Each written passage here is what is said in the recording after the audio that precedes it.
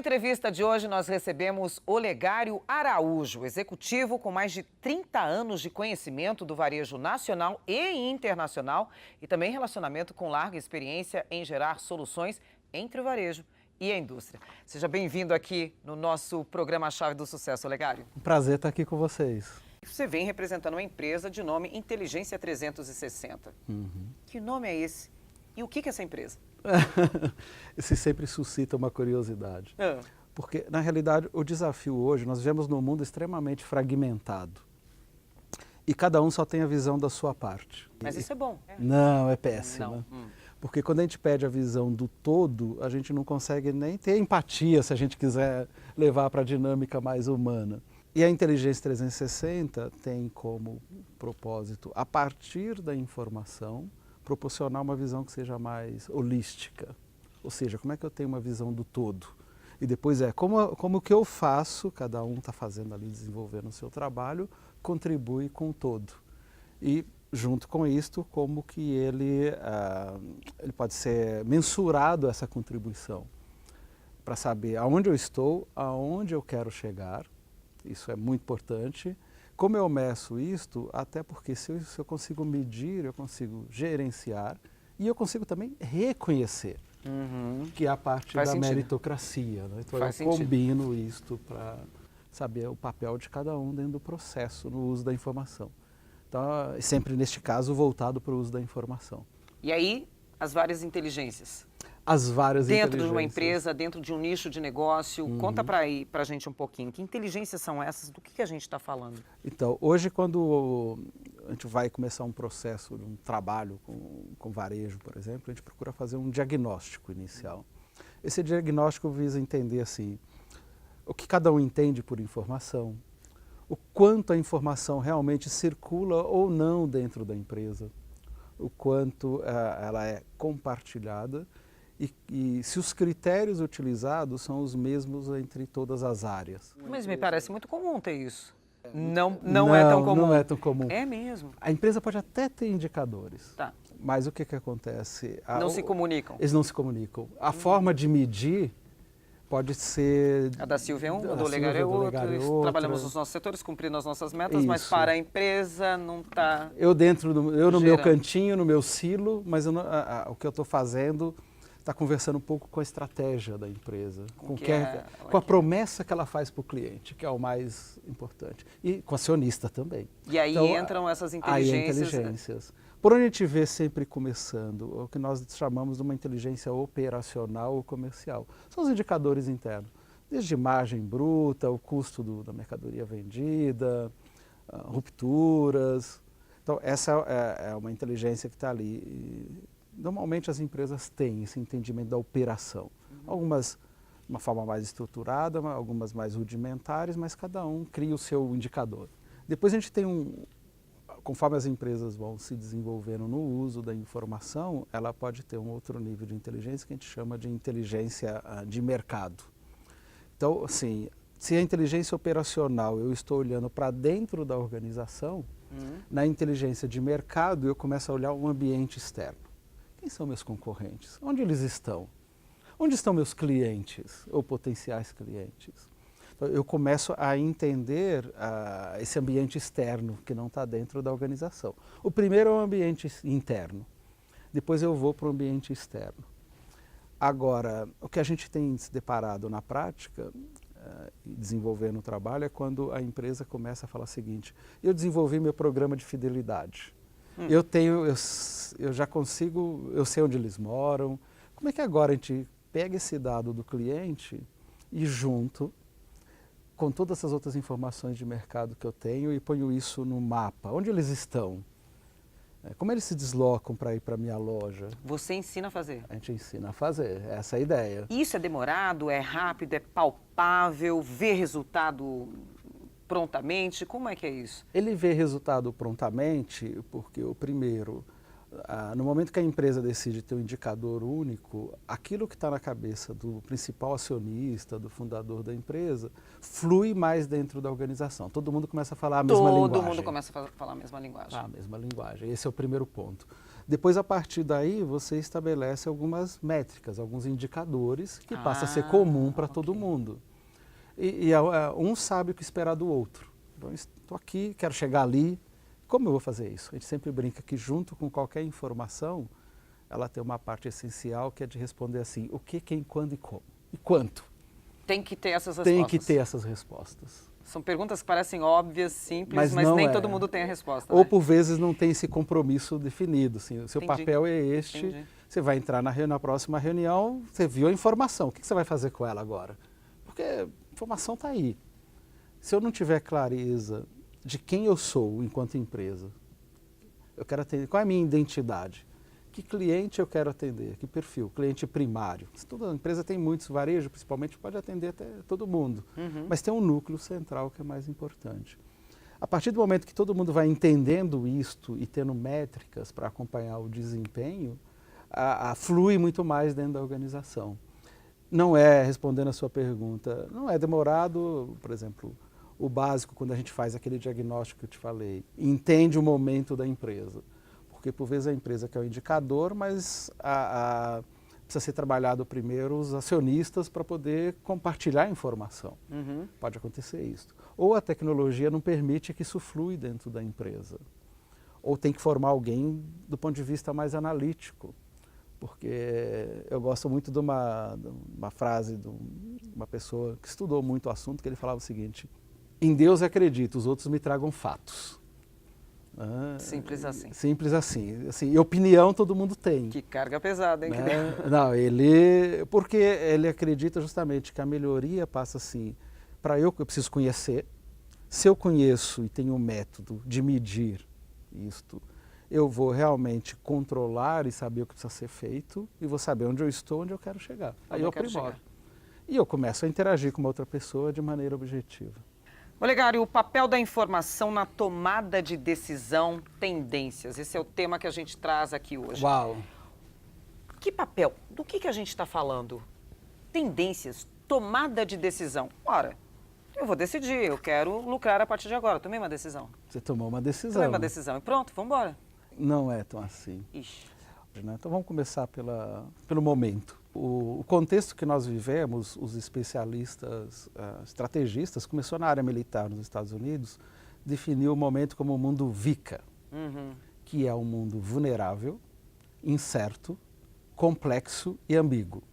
Então eu gosto até acho que é um pagode, só peguei a frase que fala assim: se a veste não, né, amanhã pode acontecer tudo ou acontecer nada. Então, este é o momento, porque você tem polarizações, e não é só na política, você vai para as mídias sociais, está idêntico. Sim. Então, ele é um contexto totalmente volátil, né, de mudanças rápidas, que podem mudar de uma hora para outra. Ele é ambíguo, as posições hoje são relativas. Então, este momento, a informação ganha um papel importante, porque é a forma de trazer clareza para as coisas. Vamos entender, vamos tentar falar a mesma coisa, claro que precisa ter método. Então, esse é um desafio na tomada de decisão, porque a produção de informação hoje, ou de dados, está tão grande, que a gente costuma brincar que tem dois extremos. Se eu tenho pouca informação ou nenhuma, eu tenho confusão. Mas se eu tiver muita, eu também tenho confusão. Sim, claro. Os extremos não funcionam. Não funcionam. Então, assim, que informação que vai servir para eu tomar a decisão? E a gente tem um desafio hoje.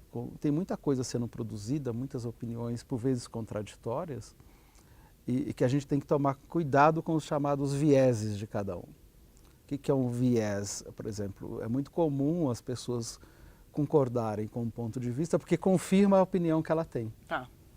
Opa, eu concordo. O que essa pessoa pensou é legal, porque está confirmando o que eu Sim. penso. E não necessariamente isso é o certo, é o que é funciona, o é o que... Então, esse é um dos primeiros equívocos que tem. O outro é quando eu estou defendendo a minha posição, que se chama do status quo. Eu não quero mudança, estou na minha zona de conforto, não mexe comigo. A informação, por vezes, ela provoca mudanças. Então, e hoje a gente não consegue acompanhar a avalanche de informação que nos chega. Então, aí você precisa ter método. Porque a tecnologia hoje produz muita coisa.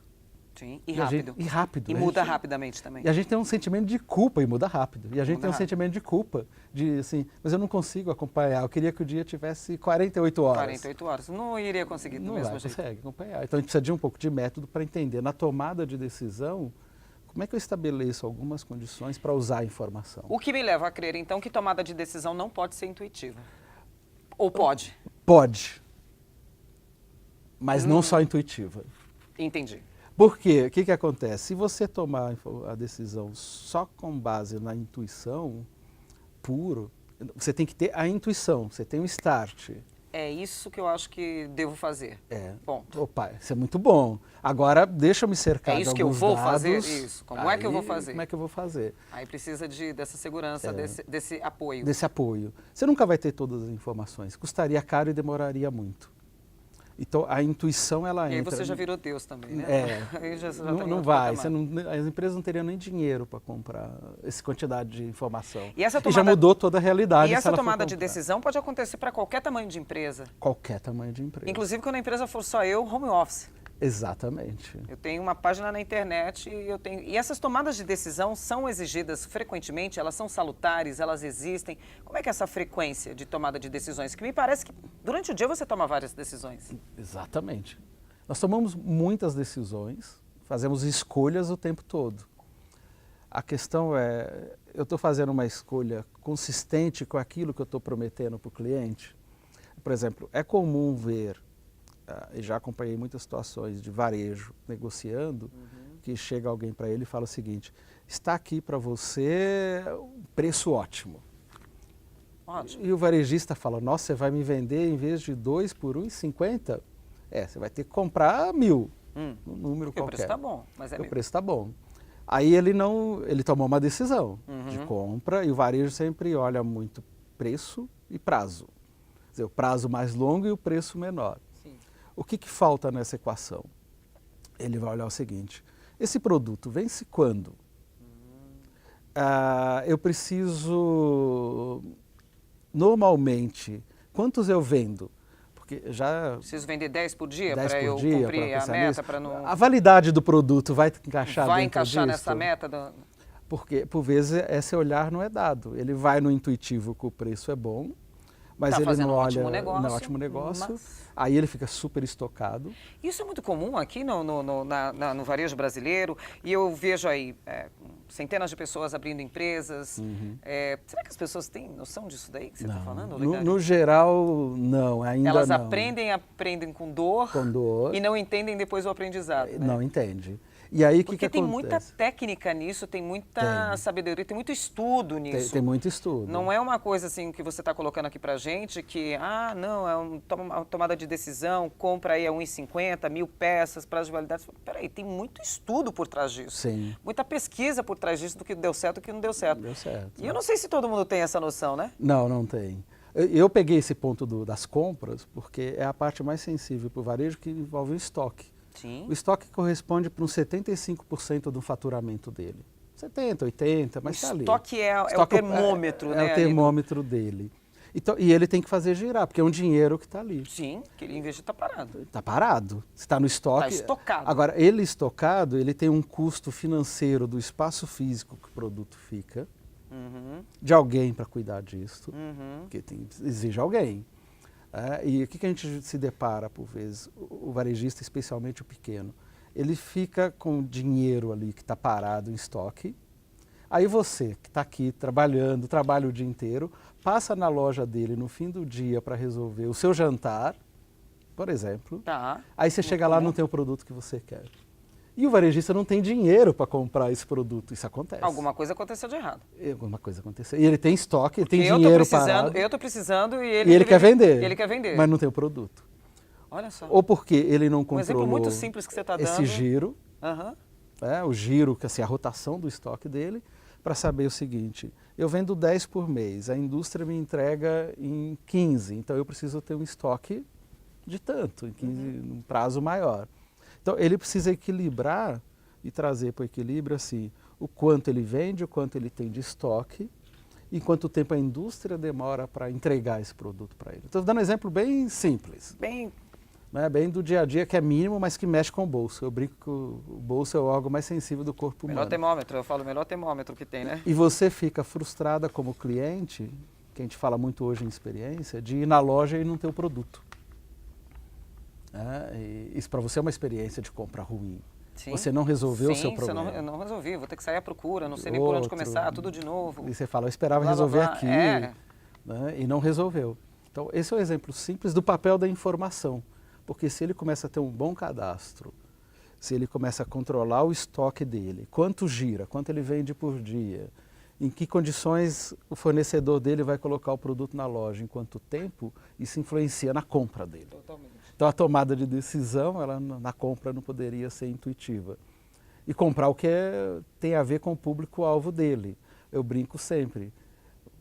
Tem regiões de São Paulo hoje que já não se vende mais a fralda infantil, mas vende fralda geriátrica. E ele, de repente, não tem fralda geriátrica na loja. Olha, o nosso papo tá bom, mas eu preciso encerrar essa parte do programa, mas deixo aqui um convite para você participar novamente conosco, porque eu acho que você tem muito mais informações e contribuição para dar, não é só para nós, mas principalmente para quem está acompanhando o programa aí, que está com seu negócio, está começando a entender e falar, olha, o Olegário realmente está me abrindo os olhos para um nicho aí do que a gente vai precisar. Conhecer o problema, identificar alternativas, várias inteligências, tomada de decisões, comunicação. O que será que nos espera aí na nossa próxima entrevista? Obrigado, Olegário, pela sua participação. Obrigado a você, Silvia. É um prazer. Volte sempre. Aguardo você. Até a próxima, gente. Não saia daí.